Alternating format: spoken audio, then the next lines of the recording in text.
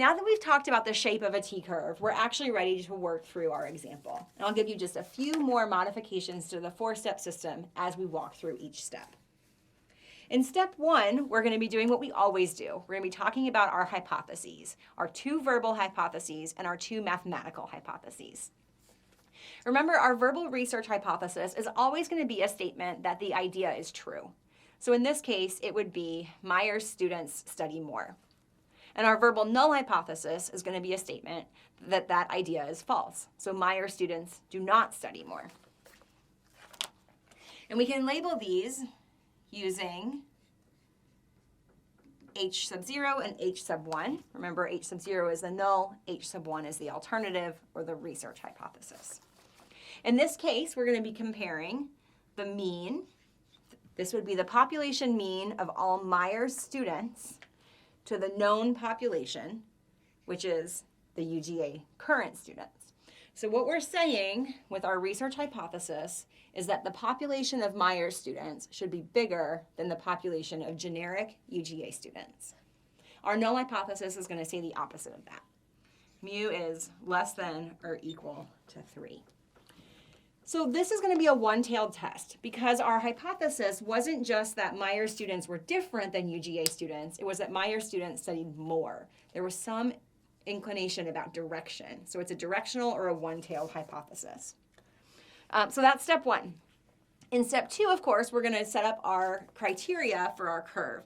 And I'm going to use this curve that I've already drawn over here to do that.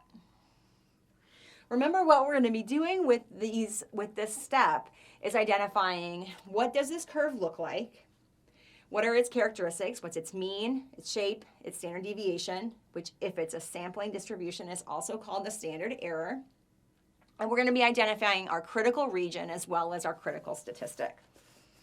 So for this example, we already know that we're doing a t-test because we don't know sigma. Instead, we're going to be using sample data to estimate population variability. So if this is a t-test, then we're using a t-curve, which means its shape is mostly normal. Now, other than that, the t-curve is going to work a lot like the z-curve. It's going to be it is a sampling distribution of the means. That is, this curve represents every possible sample of 16 people that we might draw from a population that has a mean of 3. So the mean of this curve is still going to be mu sub x bar, which is still going to be equal to the known population. So the mean of our curve is 3. Its shape is mostly normal. The mean is 3. And its standard error is going to use a slightly different formula than you're used to. Because we are doing a t-test and we're estimating sigma, we're going to use a different symbol for the standard error.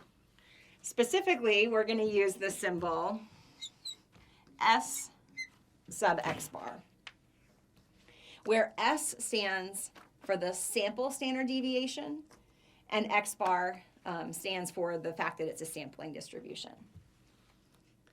The formula for S sub x bar is going to equal S over the square root of n. And if you're looking at this formula and thinking it looks really similar to the z-test situation, you're right. The z-test formula is simply sigma over the square root of n. So all we're doing with this formula is saying, instead of knowing the population standard deviation, we're estimating the population standard deviation from our sample standard deviation. So as I work through this problem, I'm going to look back to the data I know and figure out how I can use it to find S sub x bar. Well, I can find S by this formula.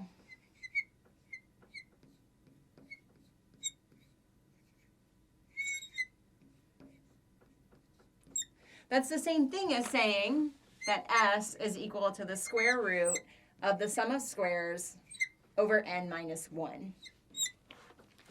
One of the things you'll notice that we're doing at this point is we're starting to use n minus 1 in the denominator of the standard deviation formula. Not in the standard error formula, but in the standard deviation formula. And this is because the standard deviation is an unbiased estimator of the population.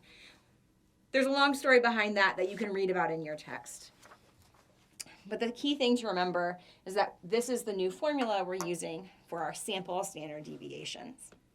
Well, I know the information I need here in order to find the value. So I can plug in 9.6 into my sum of squares, and I can plug in 16 minus 1, so that gives me 15 here.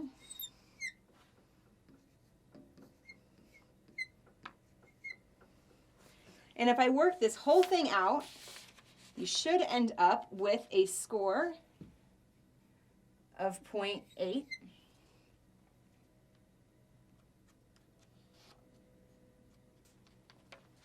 But of course, even though I've done a lot of math work, that doesn't mean that I'm actually done, because 0.8 is only my standard deviation. What I need to round out step 2 is my standard error. I actually have to find this value. So I'm going to take that 0.8 from down here, plug it up here, and this time I'm going to use n, not n minus 1. And when I work all of this out, I'm going to end up with a standard error of 0.2. So the criteria of my curve, the characteristics of it that are important, are that its shape is mostly normal, its mean is 3, and its standard error is 0.2. Let's round up step 2, and then I'll erase the board and reset us for the next step. So the other part of step 2 is identifying where our critical region is. Now remember, this is going to be the cases or the sample means on this sampling distribution that are the least likely to occur if the null hypothesis is true. So the null hypothesis is going to be about mu being less than or equal to 3. So the least likely to occur are going to be over here. These are the furthest away from that statement. My alpha level, let's assume a standard alpha level of 0.05. So we've got a standard alpha of 0.05. And now I need to find my t crit, my t critical statistic. So I'm going to return to that table that we've already been using, shuffle my papers around. You can pull yours out too. I know my degrees of freedom are 15. And I know I'm doing a one-tailed test with an alpha of 0.05. So as I come over and then back down, I'm going to find a t crit score of 1.75. So my t crit equals 1.75. Now I just want to make a real quick note that it looks like this curve is a little confusing because I've got a mean marked here of 3 and a t crit marked here of 1.75. 1.75 is obviously not bigger than a 3. It's actually smaller than 3. This 3 is referring to the x scores or the x bars. This t-value is referring to transforming all of those sample means into a t-curve.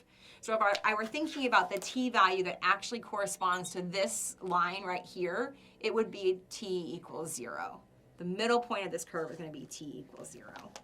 So what we're doing when we mark these things is we're sort of overlaying a sampling distribution of x bars with a t distribution of t-values.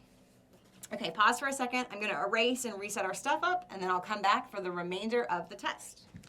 All right, I've cleaned this up a little bit. I've kept some of this information over here so that we can reference it throughout the problem. We finished up step 2 because we've described our sampling distribution of the means, and we have identified our critical region as well as our critical statistic. Now we're ready for step 3. And remember, step 3 is the easy one. We've already done all of our work. So in step 3, we're going to be calculating our obtained statistic. This is a t-test, so it's going to be a t obtained instead of a z obtained. So the t obtained formula is going to be this.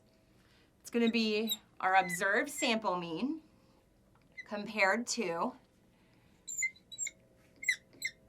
the mean of our sampling distribution, that's what we would expect by chance, divided by the variability in our sampling distribution, so S sub x bar.